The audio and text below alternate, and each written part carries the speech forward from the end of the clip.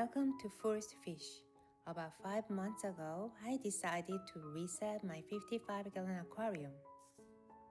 I had a low-maintenance 55-gallon aquarium for more than 2 years, and it was a pretty successful project.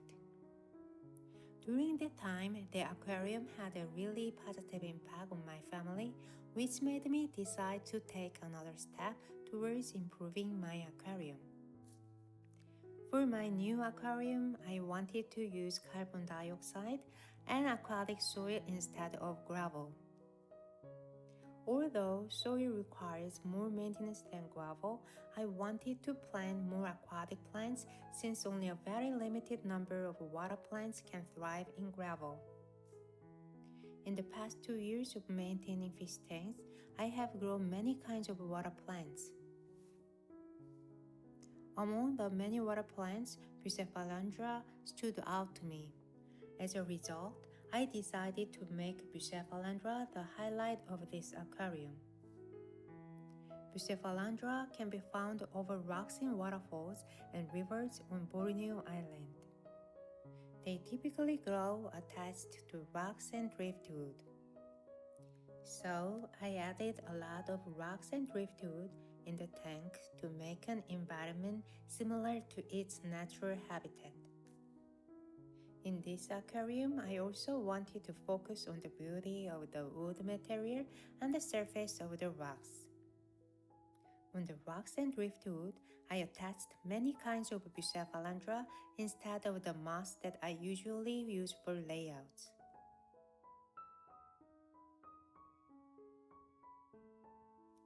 Bucephalandra is a pretty hardy plant, so it thrives and shows various beautiful colors and even flowers when in the proper environment. The glossy leaves contain small white dots that look like pearls and can make the leaves look somewhat metallic. This feature makes Bucephalandra very unique and attractive. To match this beautiful plant, I added other red and yellow plants to make my aquarium look like the sunset in the tropical rainforests of Borneo. I planted Hygrophila pinnatifida that resembles palm trees in the tropical rainforest. Bright light green colored water wisteria represent the fresh air of the forest. I also wanted to represent waterfalls with many large rocks and driftwoods that typically reside near natural waterfalls. I was pleased to see that the Bucephalandra thrived in my aquarium and was surprised to see that each Bucephalandra responded differently. Even though they are the same plant, they show a different color depending on their location and the amount of light they get.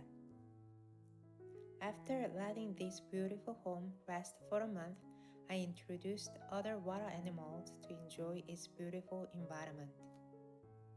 When the fish and water plants peacefully exist together, you can't help but feel happy and relaxed as well. In my next series, I will share my experience of the step-by-step process of the layout, equipment, tips, and mistakes that I don't want to repeat, among other things as well. If you have any opinions or tips, please leave a comment on this video. That will help me build a better aquarium in the future and help out the other people who watch this video. Now I present my aquarium, the Bucephalandra in the sunset.